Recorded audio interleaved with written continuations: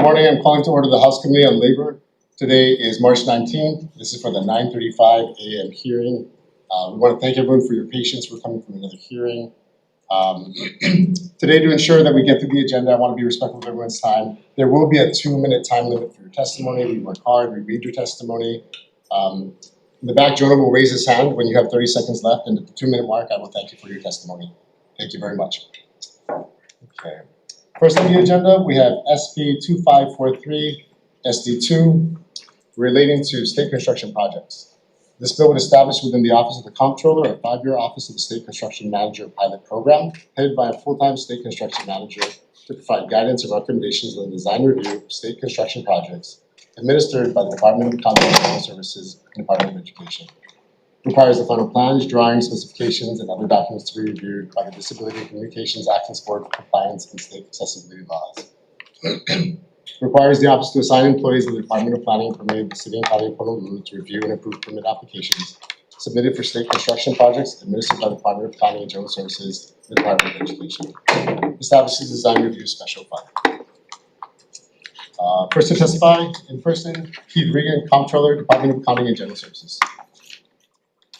Chair, Vice Chair, members of the committee, Keith Regan, Comptroller for the Department of Accounting and General Services. You have my written testimony, but I wanted to offer a couple of points of clarification. First and foremost, I don't want the committee to think that DAGS is taking an opposing position to this bill.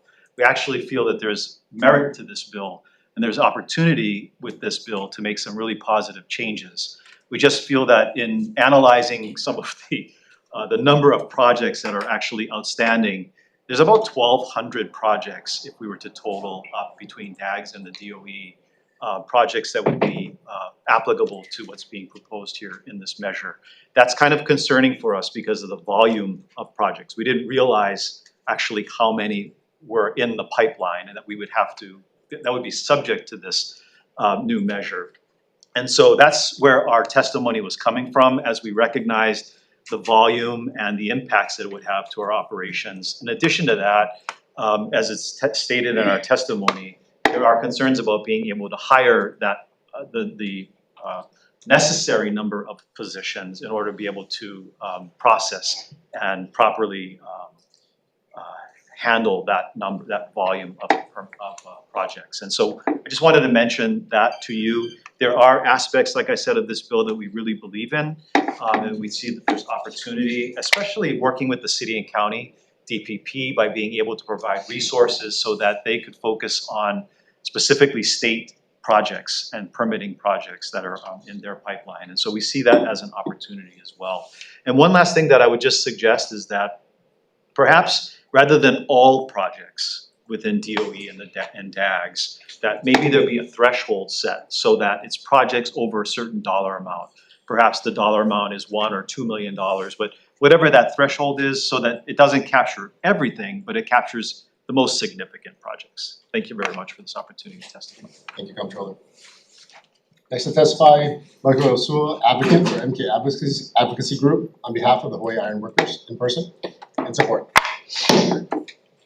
Good afternoon, Chair, committee members. Mike Yosua on behalf of the Iron Workers in support of this bill. I appreciate the testimony that was given by the Comptroller. Our idea is just to be able to provide a central point of contact for state projects, to be able to have an oversight and ensure that there aren't cost overruns and projects that are significantly delayed. I think it makes sense to have a threshold, but to focus on those projects that really have the potential to have those cost overruns. But in the end, I think it would really benefit the state to have somebody overseeing all the projects to ensure that there aren't these huge cost overruns and ensure the state projects continue to move forward. We got a lot of big projects coming up, including the stadium and some other projects. And so to have that oversight, to make sure that we don't start off with a little project and it increases by millions and millions of dollars through change orders to ensure that the state isn't overspending money. So happy to answer any questions. Appreciate the committee hearing this bill. Thank you. Next up, Managing Director George Paris for the Hawaii Iron Workers Stabilization Fund in support. Morning, Chair, Vice Chair. Cody Sula with the Iron Workers Stabilization Fund. Managing Director Paris can't be here today. We submitted written testimony. We're standing on it. I just wanted to highlight a few points. when this bill came up, reason why we looked at it is because the taxpayers are ultimately paying for all these projects. And we're seeing hundreds of millions of dollars go into construction projects. And some people accuse and said that we might be against construction. However, we're not against construction. This is for a healthy construction industry.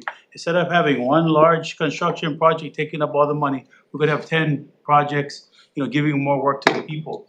But we also wanna make sure that the money is being spent accurately and efficiently, and money can be saved for more projects or for other programs that could help our taxpayers. Thank you. Thank you. We also have Milton Nita in opposition in person. Thank you, Chair and Vice Chair. My name is Milton Nita. I'd like to let you know where my testimony is coming from. My career path was U.S. Army Engineers, military captain, construction engineer, 3 years. I was 8 years with a Hawaiian Dredging Construction Company, so I was with a private construction company for 8 years. I was a cost engineer, buyer, project engineer, and superintendent. I was with the U.S. Army, DoD civilian force, working first at facility engineers, then with the Corps of Engineers, doing primarily construction contract management, 25 years. And within that 25 years, I did 5 years with the Department of the Surgeon General. I did a lot of hospitals. I did Triple Hospital, $100 million. I did Triple Hospital second phase, $100 million. I did Misawa Hospital, $300 million. Misawa Hospital is in Japan, by the way. Then I worked for DAGS in the construction management branch. I was a construction inspector. You can see from my testimony, that was one of the lowest positions in that branch.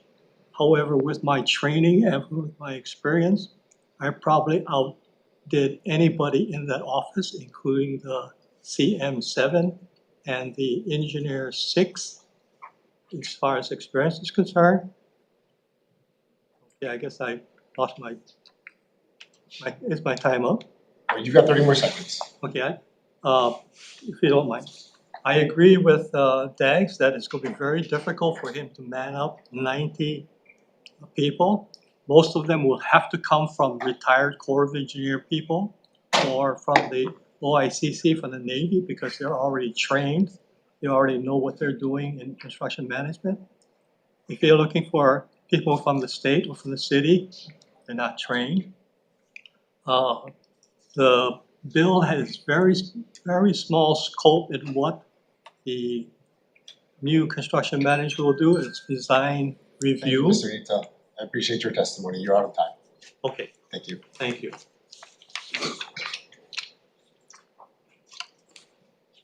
Anyone else here to testify on this measure?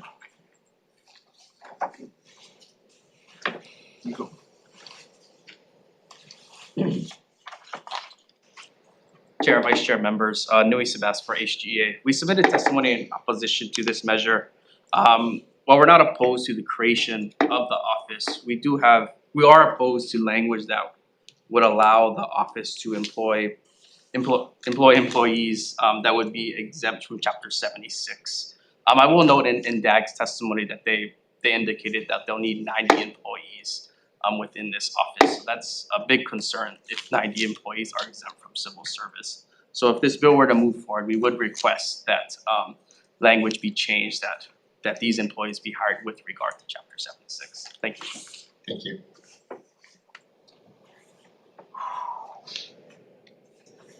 Good morning, Chair, Vice Chair, members of the committee. My name is Cliff LeBoy with the Ironworkers Stabilization Fund. I'm just here to also represent the Hawaii Building and Construction Trade Council, which consists of 16 different unions. We have about 34,000 construction workers out there on the market right now working, and we're all in support of this bill. We understand this is a tough bill. This is something that was never done before. It's going to take a lot of coordination between all meetings and stuff like that, but it's something that's very much need to be done. Up to 2025, we compiled a list of what we consider taxpayers' wasted spending report. and we came up with 542,877,000. From February 2026 alone, we added another 68 million in there. It's just going crazy. Yeah, we understand the problem that Dags had. We met with Keith and we agree with what he's trying to do. It's a big problem, but it needs to be fixed. So we ask that you please support this bill and let it happen. Both sides gonna win. City gonna win if we can manage to put the workers into DPP that can specifically focus on state projects. I know the mayor likes that. I ran it by him. He's excited because they got problems over there already. We just got too much work.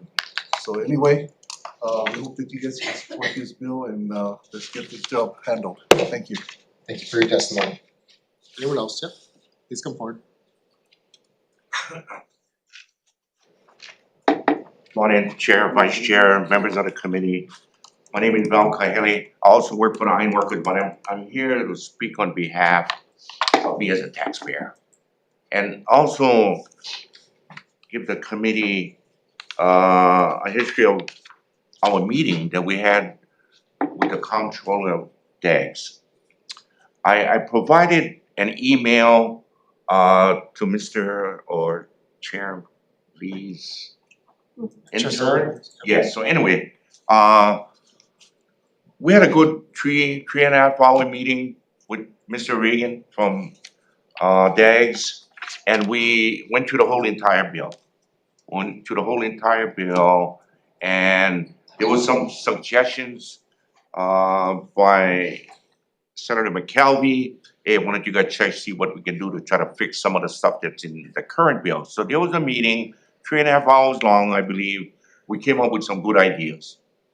Mr. Regan came up with some suggestions that he actually included in his testimony that he provided to the Senate committee, McKelvey's committee. And actually, it was addressing most of the issues that we were pretty much in agreement on. Starting a pilot program, a 5-year pilot program, including not all of the state projects, but two departments. That was the Department of Education and also projects with DAGS. There was a list of issues that we also discussed, and he recommended, hey, you know what, if we go with 2 departments, we can maybe look at hiring 20 people. 20 people that would kind of like be part of this agency that would oversee these projects, including several engineers, construction managers, including staff. So I guess after we I'm sorry, received sir, you're out of time. Thank you for your testimony. Can I borrow somebody else's time? Please summarize and finish. Yes, I just want to summarize. So, we're in strong support of this bill. We were just surprised that we didn't get the common courtesy from the comptroller's office to let us know that his position have changed with his testimony that he provided to this current committee. Thank you. Appreciate that, thank you. Anyone else here to testify on this measure? We also have comments from the Department of Community Planning, City and County of Honolulu. Support from the Operating Engineers Local 3. Comments from the American Institute of Architects of Hawaii. The comments, and Onipa'a Consulting Group on behalf of the Hawaii Ironworkers Stabilization Fund in support. Members, any questions?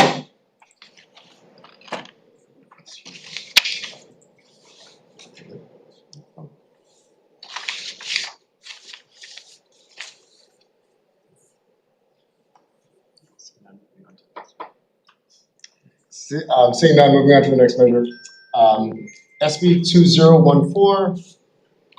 Sorry.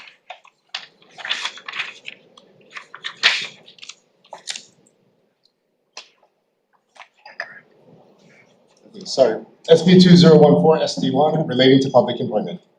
This bill requires the Director of Human Resources Development to abolish vacant positions within State Department and agencies under its jurisdiction that have been vacant for more than 5 years, with certain exceptions. It requires a list of positions abolished to be included in the Director's annual report to the Legislature. It requires funds for abolished positions to immediately lapse to the credit of the appropriate fund. First to testify in person, we have Brent Hashimoto, Director of DHERT. in support. Good morning, Chair and Vice Chair, members of the committee. Brenna Hashimoto here, Director of Department of Human Resources Development. We'll stand on our written testimony in support of this measure, and I'm available for any questions. Thank you. Next, we have Jade Butai, Director of DLIR, with comments.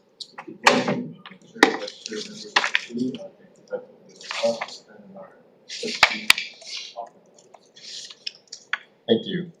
We also have United Public Workers with comments. Chair, Vice Chair, member, UPW stands for comments. Randy Pereira, Executive Director of HGEA with comments.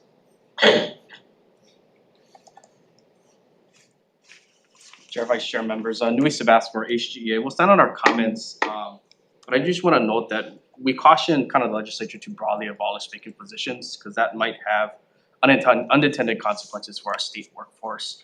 I'd also like to note that we've been advocating for years that vacant position money be used to increase pay for existing incumbents because many of them are short-staffed and are already doing the work of positions that remain vacant. Thank you. Last, we have Ted Kafalas, Director of Strategic Campaigns for the Grassroots Institute of Hawaii, in support. Aloha, Chair, Vice Chair, committee members, Ted Kafalas with Grassroots Institute. We're in support of SB 2014. You guys have our written testimony, so I won't go too in-depth in that. I just want to note, as you all know, we're dealing with a budget crisis here in our state, and one way to address this is to reduce spending. So passing a bill like this helps, I think, push us in that direction and sends the right message to residents. I do want to apologize in my testimony. I offered an amendment of 2 years, but the language in SB 3180 specifies 48 months or 4 years. So I'm sorry, math is harder late at night when I'm writing these testimonies. But that being said, we do prefer the language in that SB 3180 bill. So mahalo for the opportunity to testify here for any questions. Thank you. Anyone else here to testify on this measure? Seeing none, we also have written testimony in opposition from the Hawaii State Public Library System and opposition from the University of Hawaii Professional Assembly. Members, any questions? Seeing none, moving on to SB 2115, relating to collective bargaining. This bill would amend the collective bargaining negotiation procedure on the repricing of classes within a bargaining unit for public employees. Establishes an impasse procedure to be applied when an employer fails to initiate the negotiation and the parties fail to reach an agreement within 90 days. Repeals existing law that requires a different impasse procedure to apply in those situations. First to testify, Brenna Hashimoto, Director of DHERD, in opposition.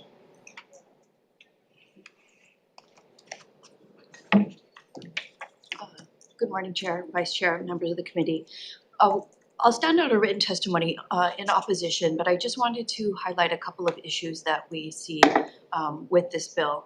First of all, we're opposed to changing the arbitration procedure from having a 3-member panel to just a single arbitrator because arbitrators are not trained in repricing and pricing matters.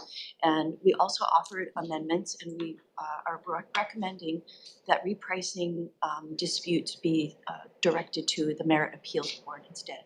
That panel already hears initial pricing appeals, so this is within their current wheelhouse, and there is union representation on the Merit Appeals Board, as well as management representation and a neutral chair. So we believe that's the more appropriate avenue to address pricing issues and repricing issues.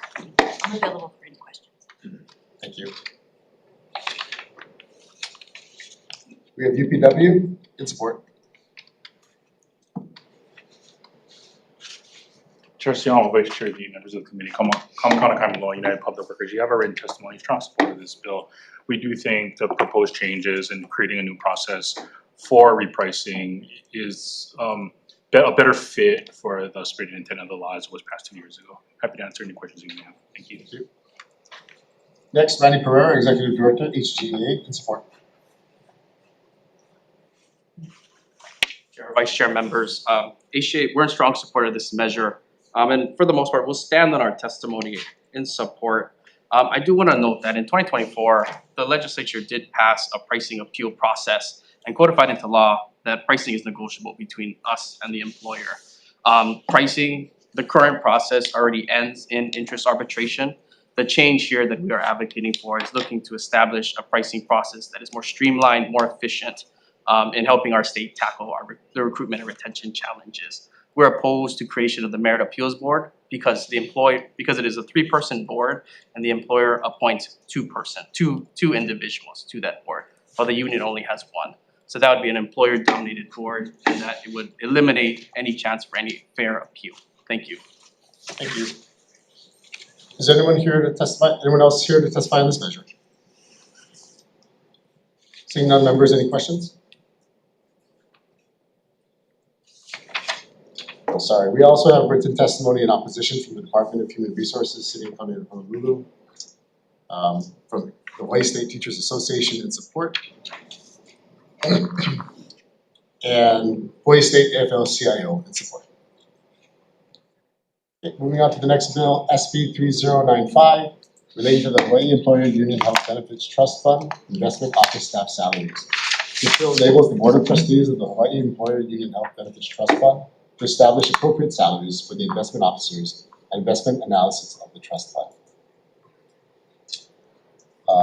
First to testify, Donna Tanaki, Assistant Administrator, Hawaii Employer Union Health Benefits Trust Fund, in support. Good morning, Chair, Vice Chair, and the committee stands on its written testimony in support. Thank you. Thank you. Is there anyone here to testify in this measure? Members, any questions? That's all the testimony we have. So moving on to the next bill, SB 3264 SD1, relating to the Hawaii Employer Union Health Benefits Trust Fund. Hold on, sorry. Trust fund staff salaries. This bill authorizes the Board of Trustees of the Hawaii Employer Union Health Benefits Trust Fund to establish a salary for an assistant administrator of the trust fund. Is anyone here to testify on this matter? We do have written testimony in support from the Hawaii Employer Union Health Benefits Trust Fund, University of Hawaii Professional Assembly in support, the Hawaii State Teachers Association in support. Members, any questions? For no one? Okay. Moving on to the next bill, SB 2114 SD2, related to collective bargaining. This bill repeals the prohibition placed on certain employees exempt from civil service law from grieving a suspension of discharge. It allows any employee who is a member of an appropriate bargaining unit to grieve any disciplinary action unless prohibited by the applicable collective bargaining agreement.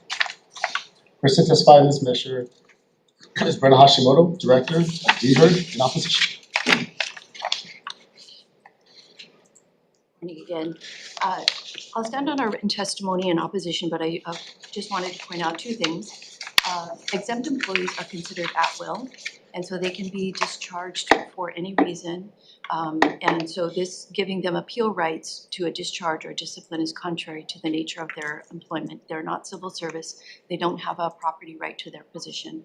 Secondly, this measure, first of all, the statute currently allows exclusive representatives or unions to negotiate grievance rights for exempt employees. We have contract language in 4 current collective bargaining agreements. So for the legislature to undermine collective bargaining by legislating the grievance rights, I believe is contrary to collective bargaining and undermines that process. Thank you. Next, Jan Muslim, PhD, Chief Negotiator for the Office of Collective Bargaining Agreements, with comments. Good to see you. Thank you, Vice Chair. The Office of Collective Bargaining supports HRD in their opposition to this change. Predicated on other testimony that I have given before this committee, this points out another conflict with Chapter 89 and the power of the Hawaii Labor Relations Board to designate where persons fall into various bargaining units. Persons that would hold this kind of description typically in other settings, not necessarily ours, would be excluded from being in bargaining at all. In units 3, 4, 13, and 14, there are already criteria on discipline that prevent most, if not all, of the exempt employees from grieving discharge. Again, my little sermonette the other day follows up with more. There is a fundamental look at Chapter 89 that at some point in time needs to be done by this committee. Thank you for your attention. Thank you. United Public Workers in support? You do have sensitive testimonies. Thank you. Randy Pereira, Executive Director of HGEA in support. Chair, Vice Chair, members, HGA is in strong support of this measure. I just want to note a statistic. Over the past 6 years, we've seen a 600 position increase or a 25% increase in the use of exempt positions. I'd also want to note that the change in this language, and I'll just read it, in the bill states, unless the collective bargaining agreement specifically provides otherwise, we believe that should satisfy the concerns raised by the previous testifiers. Thank you. Thank you. Is there anyone else here to testify on this measure? Okay, we also have written testimony from the Department of Human Resources, City and County of Honolulu in opposition, Office of the Mayor, County of Maui in opposition, Hawaii State Teachers Association in support, University of Hawaii Professional Assembly in support, and Hawaii State AFL-CIO in support. Members, any questions? Moving on to the next measure, SB 2117, SD1, relating to the Hawaii Employer Union Health Benefits Trust Fund. This would allow impasses and disputes relating to the amount of state and county contributions to the Hawaii Employer Union Health Benefits Trust Fund to be resolved by arbitration. It repeals the prohibition against strikes by members of bargaining units on issues of the amounts of state and county contributions to the trust fund. First to testify, Seth S. Colby, PhD, Director of Department of Budget and Finance, in opposition. Good morning.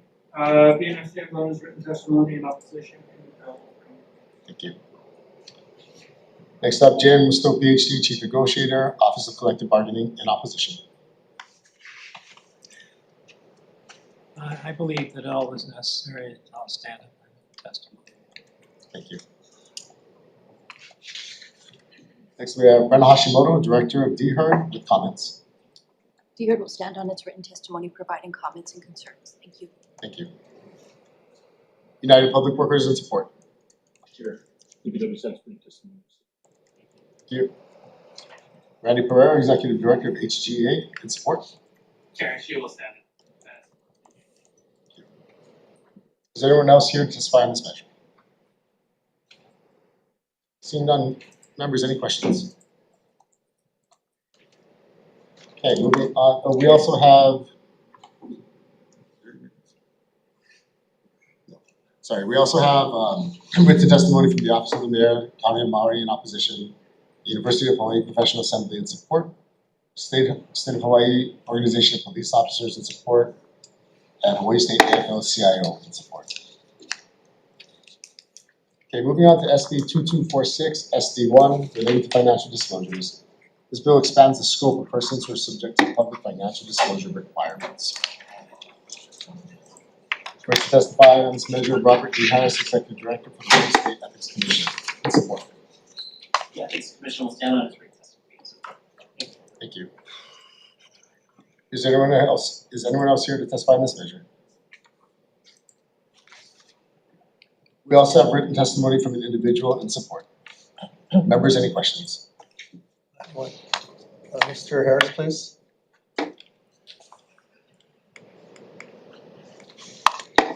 Good morning. Obviously, we've discussed this idea of public disclosures in a different capacity. I'm going in a different way with the bill for the Board of Regents at the University of Hawaii. Can you explain to us why you chose these particular agencies to also fall under this chapter of requiring public disclosure of their financial records?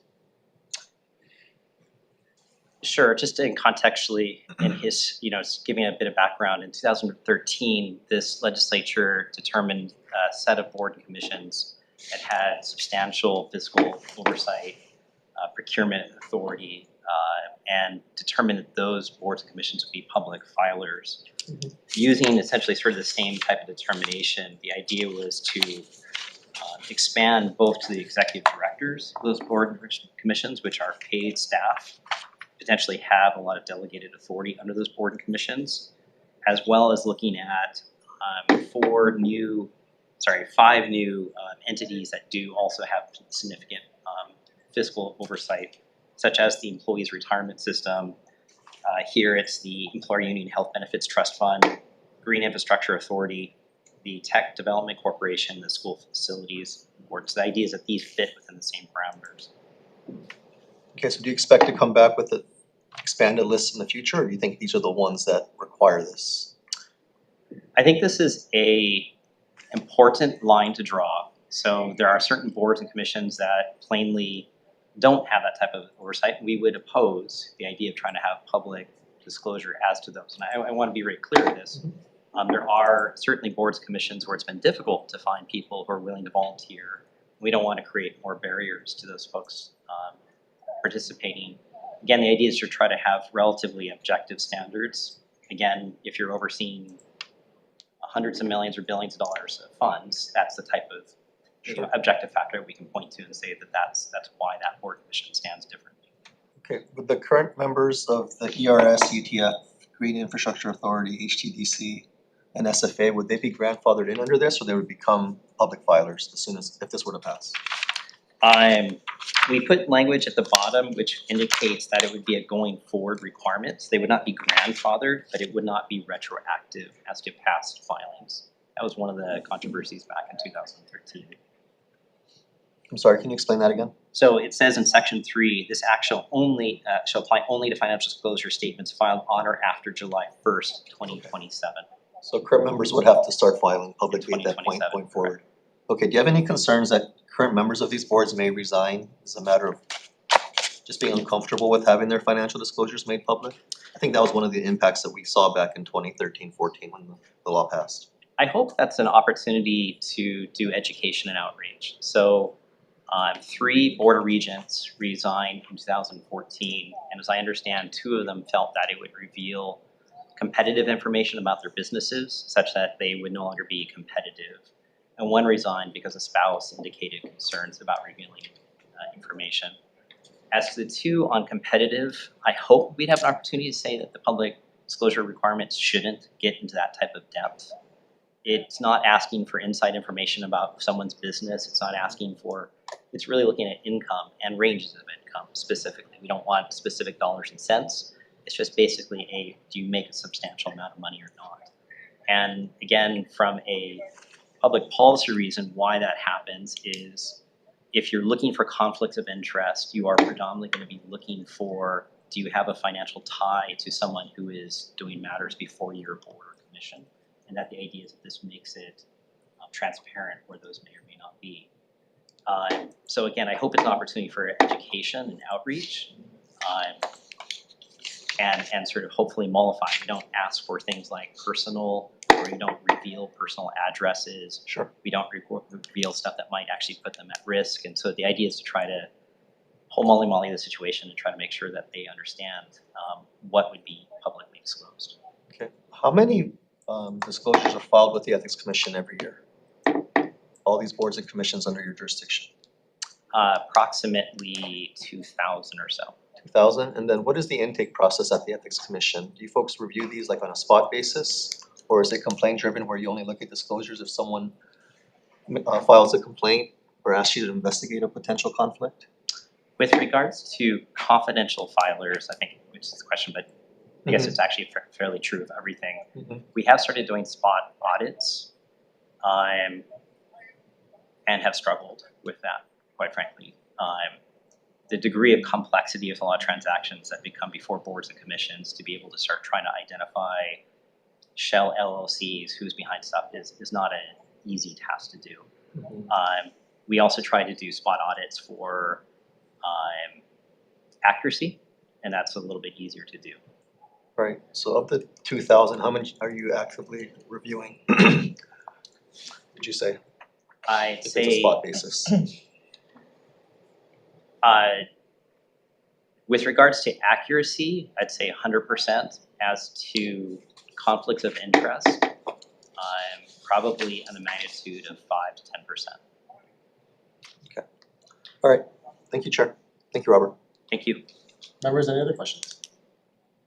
Thank you. Actually, no, Oh, sure. good stay, sorry. One follow-up, I could appreciate the intent of the bill, to ensure that, we are having transparencies and accountability, through these disclosures. Would the Ethics Commission be able to handle the additional intake of disclosures with this broadening of the requirement? So currently, constitutionally, all boards and commissions have to file financial disclosure statements. So we already receive the financial disclosure statements. They're simply confidential, they're not public. So this would simply be a matter of toggling the switch and making it public.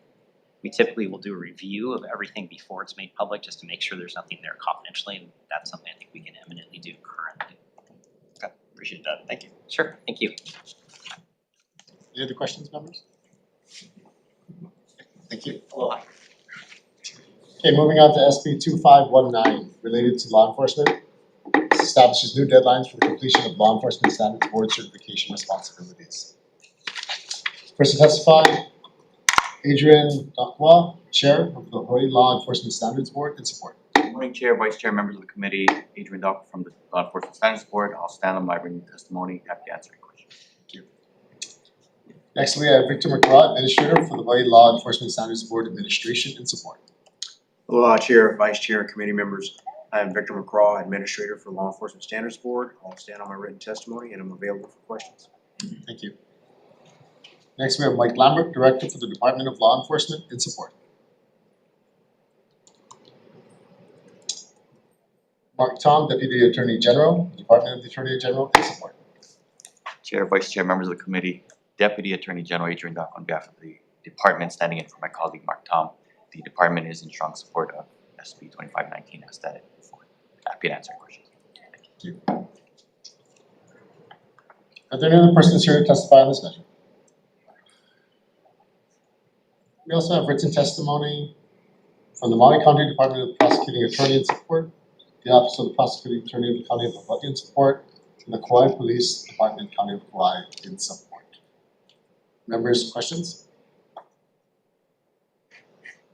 Okay, seeing none, moving on to SB 3055 ST2, relating to false impersonation of union representatives. This prohibits a person from falsely impersonating an employee organization representative. It establishes a cause of action and penalties for these violations. First to testify, we have UPW in support. Chair Siyama, Vice Chair, the members, again, Kamakana Kaimanoa, United Public Workers, you have a written testimony in strong support of this bill. This is a growing issue on the continent, where third-party anti-union campaigns use deceitful tactics to get members to opt out. There have been some efforts here in Hawaii in getting our members to opt out, as well as I believe 2 or 3 other exclusive representatives, particularly those who represent workers in the Department of Education. Again, just trying to get out in front of this. We appreciate the committee hearing this bill and hope that you could urge you to pass it. Thank you. Next up, Randy Pereira, Executive Director of HGA, in support. HGA will stand in support. Thank you. Are there any other persons here to testify on this measure? We also have written testimony from the University of Hawaii Professional Assembly in support, and from the Hawaii State AFL-CIO in support as well. Any questions? UPW, if I can ask you a question, thank you. For the units here that you said that received, I guess, the impersonation, can you kind of describe what that looks like? So what they've been doing is, well, let me just explain to you what's happening here and actually what's happening on the continent, particularly in Oregon. So here, I think us, HST, as well as HGA, maybe even UPA, have basically our members receive a mailer from, I'll just say Freedom Foundation. To their house? To their house. Generally, I think they use publicly sourced information cross-reference it and are able to access that. And then basically we'll send them stuff like holiday cards saying, hey, you could save, $900 or whatever by opting out. And then what they'll have on there is a postage, pre-postage paid, addressed to some, what appears to be union official, but it'll be in care of Freedom Foundation. So what will happen is, should one of our members decide to move forward with that, they'll send this card, fill out a card, send it to Freedom Foundation. Freedom Foundation will then take it, write up letters, send it to us. And then from there on, we have to follow up with the members to make sure that they're the ones who actually want to opt out. Oftentimes, we've been able to sort of discourage this opt out because we explain to them the benefits they're actually losing out by opting out. Particularly for us, we have a workers' compensation program, and once they hear that, generally it's effective in preventing them from opting out or choosing to opt out. So I believe the same is the case with HGA as well as HSTA, but that's sort of the nature of things at this point in time.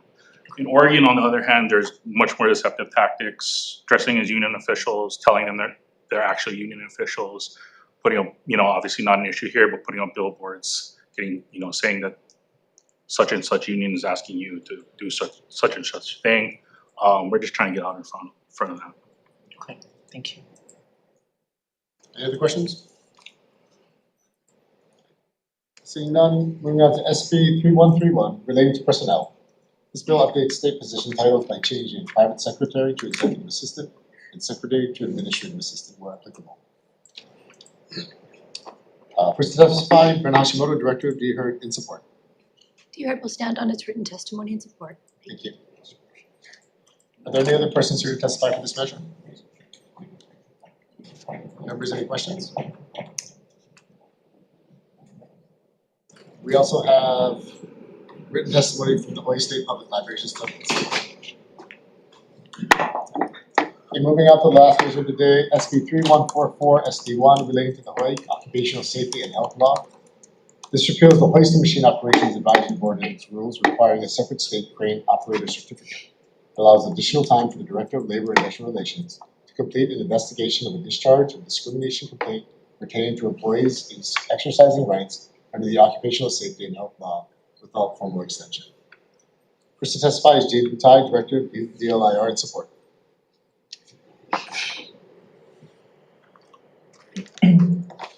Aloha Chair, Vice Chair, and committee members. Jade Butai, Director of the Department of Labor and Industrial Relations. We stand on our testimony in strong support, and thank you for hearing this administration bill. Following productive meetings with operating engineers, we have mutually concluded that the Hoisting Machine Operator Advisory Board represents a duplicative layer of oversight. This measure also aligns the whistleblower investigation timelines with federal standards. Thank you for the opportunity. Thank you. So the testimony we have, is there anyone here to testify on this measure? Members, any questions? Yeah, real quick, DLIR. Just wanted to clarify the intent of the bill. This is relating to the first part relating to DLIR's certification of the hoisting machines. There are other parts of HRS that mandate DLIR's regulation of these hoisting machines. Is the intent of this bill to remove any oversight of these hoisting machines that currently exists under DLIR? Because there already exists, I guess, a duplicative regulatory framework under the federal law. We already have the OSHA certification, so it's not we're still doing the enforcement, but it's the OSHA standards already. Okay, so removing any reference to these regulations of hoisting machines in other parts of HRS wouldn't that would align with the intent of the bill? Yes. Okay, sounds good. Thank you. Members, any other questions? Just going to take a short break for recess. Thank you.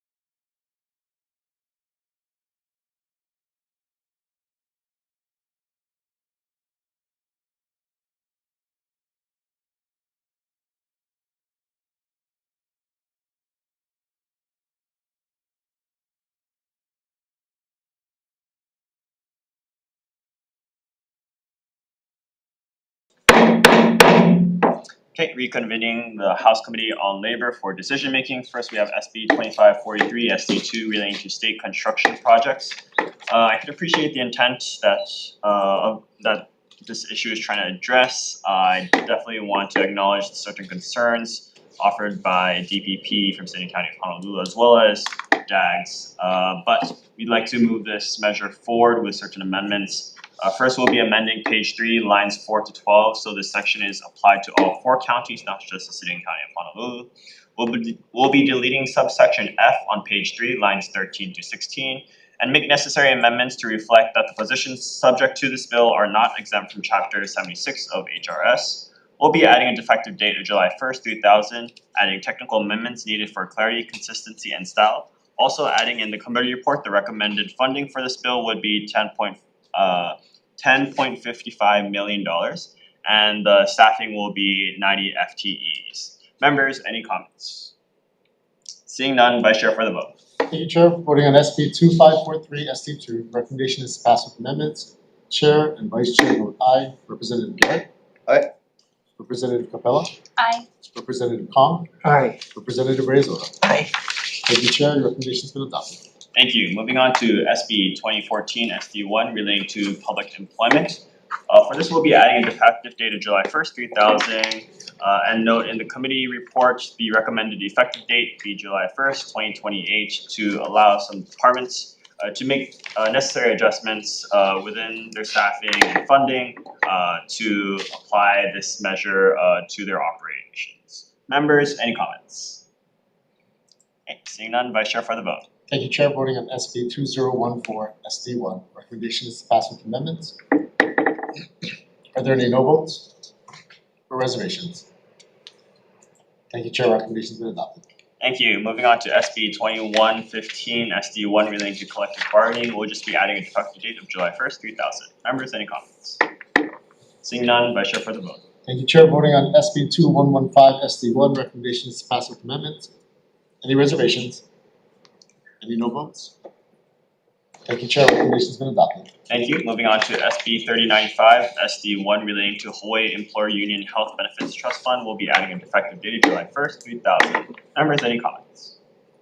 Seeing none, Vice Chair for the vote. Thank you, Chair. Voting on SB 3095 SD1, recommendation is to pass with amendments. Are there any reservations? Reservations. Any no votes? Thank you, Chair. Recommendation has been adopted. Thank you. Moving on to SB 3264 SD1 relating to the Hawaii Employer Union Health Benefits Trust Fund staff salaries. We'll also be adding a effective date of July 1st, 3000. Members, any comments? Seeing none, Vice Chair for the vote. Thank you, Chair. Voting on SB 3264 SD1, recommendation is to pass with amendments. Are there any reservations? Reservations. Reservations, Representative Reyes-Ora. Any no votes? Thank you, Chair. Recommendation has been adopted. Thank you. Moving on to SB 2114 SD2 relating to collective bargaining. We'll also be adding a effective date of July 1st, 3000. Members, any comments? Seeing none, Vice Chair for the vote. Thank you, Chair. Voting on SB 2114 SD2, recommendation is to pass with amendments. Are there any reservations? Any no votes? Thank you, Chair. Recommendation has been adopted. Thank you. Let's see. Moving on to SB 2117 SD1 relating to Hawaii Employer Union Health Benefits Trust Fund. We'll be adding a effective date of July 1st, 3000. Members, any comments? Seeing none, Vice Chair for the vote. Thank you, Chair. Voting on SB 2117 SD1, the recommendation is to pass with amendments. Are there any reservations? Any no votes? Thank you, Chair. Recommendation has been adopted. Thank you. Next, we have SB 2246 SD1 relating to financial disclosures. For this, we'll be amending page 4, line 16 by replacing the phrase number of shares with value of shares. This will read, an amount of stock may be reported by the value of shares. We'll be adding a effective date of July 1st, 3000, adding technical amendments needed for clarity, consistency, and style. Members, any comments? Sure. Yes. I'll be voting with reservations on this one. My concern is that if this were to go into effect, we lose qualified people on the ERS and the UTF, just out of kind of a protest to having to disclose this personal information. So that's my reasons for the WR. Thank you. Thank you. Members, any other comments? Seeing none, Vice Chair for the vote. Thank you, Chair. Voting on SB 2246 SD1, recommendation is to pass with amendments. Representative Garrett with reservations. Are there any other reservations? No votes? Thank you, Chair. Recommendations been adopted. Thank you. Moving on to SB 2519 relating to law enforcement, we'll be adding a defective date of July 1st, 3000. Members, any comments? Seeing none, Vice Chair for the vote. Thank you, Chair. Voting on SB 2519. Recommendation is to pass with amendments. Are there any reservations? Any no votes? Thank you, Chair. Recommendations been adopted.